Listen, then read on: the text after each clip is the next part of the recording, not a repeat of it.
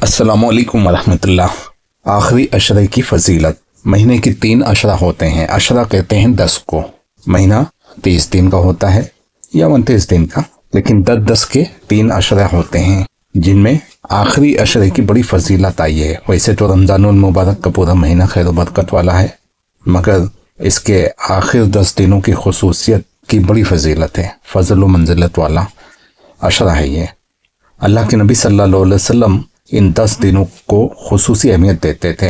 حضرت عائشہ کا بیان ہے کہ نبی صلی اللہ علیہ وسلم جس قدر محنت رمضان میں فرماتے اتنی دوسرے مہینوں میں نہیں کرتے تھے، اور رمضان کے آخری عشرے میں جتنی کوشش کرتے تھے رمضان کے اور دوسرے دنوں میں نہیں کرتے تھے۔ صحیح مسلم 1175۔ اس عشرے کی فضیلت ہی کے پیش نظر نبی صلی اللہ علیہ وسلم نے اس پورے عشرے میں اعتکاف کرتے تھے اور شب و روز مسجد میں گوشہ نشین ہو کر اللہ کی عبادت کرتے تھے۔ بعض علماء کا کہنا ہے کہ رمضان کا یہ آخری عشرہ سال کے تمام دنوں میں سب سے افضل ہے، اور بعض کہتے ہیں کہ عشرہ ذی الحجہ کو چھوڑ کر باقی تمام دنوں میں یہ عشرہ سب سے افضل ہے، اور بعض نے تطبیق دیتے ہوئے کہا ہے کہ دونوں عشرے فضیلت اور برکت والے ہیں، یعنی رمضان کا آخری عشرہ اور ذی الحجہ کا پہلا عشرہ۔ مجموعہ فتاوی 25، 279، 88 اور 87۔ طاق راتوں کی فضیلت۔ جس طرح اللہ کے نبی صلی اللہ علیہ وسلم رمضان کے آخری عشرہ کو خاص اہمیت دیتے تھے، اسی طرح اس عشرے کی خصوصاً طاق راتوں کو کچھ زیادہ ہی بابرکت اور قیمتی بتلاتے تھے۔ ان میں ذکر و عبادت کا بطور خاص حکم دیتے اور فرماتے کہ شب قدر جیسی بابرکت اور فضیلت والی رات کو انہی طاق راتوں میں تلاش کرو۔ عائشہ فرماتی ہیں کہ نبی صلی اللہ علیہ وسلم نے فرمایا، شب قدر کو رمضان کے آخری عشرے کی طاق راتوں میں تلاش کرو۔ صحیح مسلم 2017۔ ابو بکرہ روایت کرتے ہیں کہ آپ صلی اللہ علیہ وسلم نے فرمایا، شب قدر رمضان کی 21ویں یا 23ویں یا 25ویں یا 27ویں یا آخری رات میں تلاش کرو۔ ابو بکرہ یہ دوسرے ابو بکرہ ہیں، ابو بکرے نہیں۔ سنن ترمذی 791 بسند صحیح۔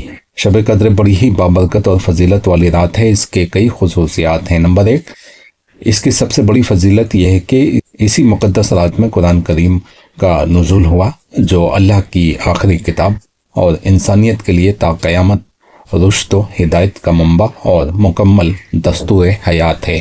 نمبر 2، اس رات کی عظمت اور فضیلت اس قدر ہے کہ اس کی تہ تک مخلوق کی پوری رسائی نہیں ہو سکتی۔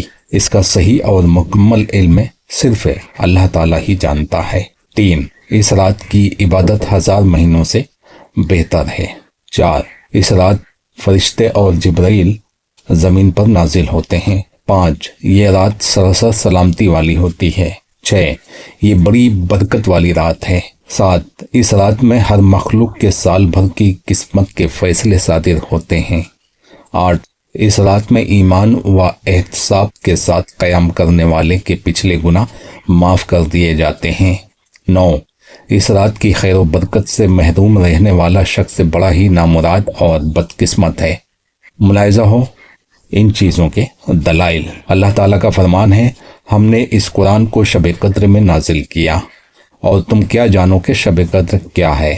شب قدر 1000 مہینوں سے زیادہ بہتر ہے۔ 1000 مہینے محاورن فرمایا اللہ تعالیٰ نے۔ لوگ اس کی گنتی کرنے لگتے ہیں، معلوم ہے، کہتے ہیں 83 سال 4 مہینہ۔ بالکل غلط ہے۔ پتہ نہیں یہ لوگ 83 سال 4 مہینہ کہاں سے جوڑ لیتے ہیں۔ یہ تو محاورن ہے۔ عرب میں ایک بڑی تعداد کو کہتے ہیں الف۔ جیسے کہ ہماری دکان میں ایک کسٹمر آیا، پہلی بار آیا میں نہیں ملا، اس کے دوسرے دن آیا تو بھی میں اس وقت نہیں تھا دکان پہ، تیسری بار آیا میں تھا یا نہیں، چلو مان لیتے ہیں کہ میں نہیں ملا دکان میں، چوتھی دن آیا کیونکہ میرے سے ملنا ضروری تھا اس کا، چوتھے دن وہ تم غصے میں آ گیا، کہتا ہے کہ الف مرہ نہیں جی، 1000 بار میں آ چکا ہوں تم ملتے ہی نہیں ہو، جبکہ 4 بار آیا ہے وہ۔ لیکن عربوں کا یہ محاورہ ہے، وہ ایک بڑی تعداد کو کہتے ہیں کہ 1000 بار، جیسے کہ ہمارے اردو میں بھی تو محاورہ ہے، 1000 بار سمجھا چکا ہوں تمہارے سمجھ میں نہیں آتا، جبکہ سمجھایا ہوتا ہوں 3-4 مرتبہ، اور 3-4 مرتبہ کی گنتی کو ہم کہتے ہیں کہ 1000 مرتبہ سمجھا چکا ہوں، تمہارے پلے نہیں پڑتی بات، بولتے ہو کہ نہیں؟ 1000 مرتبہ سمجھا چکا ہوں، تو یہ ایک بڑا محاورہ ہے جس کو اللہ تعالیٰ نے قرآن میں نقل کیا کہ شب قدر 1000 مہینوں سے زیادہ بہتر ہے۔ ہم انسان اگر یہ کہیں کہ 1000 مرتبہ سمجھا چکا ہوں تو اس سے مراد یہ ہوتا ہے کہ 3-4 بار سمجھا چکا ہوں، لیکن اللہ تعالیٰ اگر یہ کہے کہ 1000 مہینوں سے افضل ہے تو اس میں مبالغہ نہیں ہو سکتا کہ 3-4 مہینوں سے بہتر ہے، ایسا نہیں ہے۔ 1000 سے اوپر ہو سکتا ہے۔ 1000 مہینوں کا مطلب یہ نہیں کہ 83 سال 4 مہینہ، زیادہ ہو سکتا ہے، کم تو ہو نہیں سکتا کیونکہ اللہ تعالیٰ کا کلام ہے نا، کم نہیں ہو سکتا۔ لیکن آپ مقید کیوں کر رہے ہیں؟ آپ اللہ تعالیٰ کی رحمت کو قید کیوں کر رہے ہیں 83 سال 4 مہینہ بول کے؟ 83 سال کا ڈبل نہیں ہو سکتا کیا؟ سوچو۔ بہرحال جو لوگ 83 سال 4 مہینہ بولتے ہیں وہ غلطی پہ ہیں۔ شب قدر 1000 مہینوں سے زیادہ افضل ہے۔ فرشتے اور روح اس میں اپنے رب کے اذن سے ہر حکم لے کر اترتے ہیں۔ وہ رات سراسر سلامتی ہے طلوع فجر تک۔ اور دوسری جگہ اللہ تعالیٰ نے فرمایا، یہ سورہ قدر میں اللہ تعالیٰ کا فرمان تھا، اور سورہ دخان میں اللہ تعالیٰ کا فرمان ہے، حامیم قسم ہے اس کتاب مبین کی کہ ہم نے اسے بڑی بابرکت والی رات میں نازل کیا ہے، کیونکہ ہم لوگوں کو متنبع کرنے کا ارادہ رکھتے ہیں۔ یہ وہ رات ہے جس میں ہر معاملے کا حکیمانہ فیصلہ ہمارے حکم سے صادر کیا جاتا ہے۔ سورہ دخان آیت نمبر 1 سے 4 تک۔ حضرت ابو ہریرہ کا بیان ہے کہ نبی صلی اللہ علیہ وسلم نے فرمایا، جس نے شب قدر میں ایمان اور اجر و ثواب کی نیت سے قیام کیا اس کے پچھلے تمام گناہ معاف کر دیے جاتے ہیں۔ صغیرہ گناہ اور اللہ تعالیٰ کے حقوق میں جو گناہ ہیں وہ معاف ہوتے ہیں، اور کبیرہ گناہ بنا توبہ کے معاف نہیں ہوتے ہیں۔ یہ بات کا خیال رکھنا، جہاں بھی خوشخبری کی حدیث آئے کہ پچھلے گناہ معاف کر دیے جاتے ہیں، اس سے مراد وہ حقوق اللہ ہیں جو کہ کبیرہ گناہوں میں سے نہیں ہیں۔ حقوق العباد معاف نہیں ہوتے ہیں۔ صحیح بخاری 1901۔ انس سے مروی ہے کہ رمضان کی آمد کے موقع پر اللہ کے رسول صلی اللہ علیہ وسلم نے فرمایا، یہ مبارک مہینہ تمہیں حاصل ہو رہا ہے، اس میں ایک ایسی رات ہے جو 1000 مہینوں سے بہتر ہے۔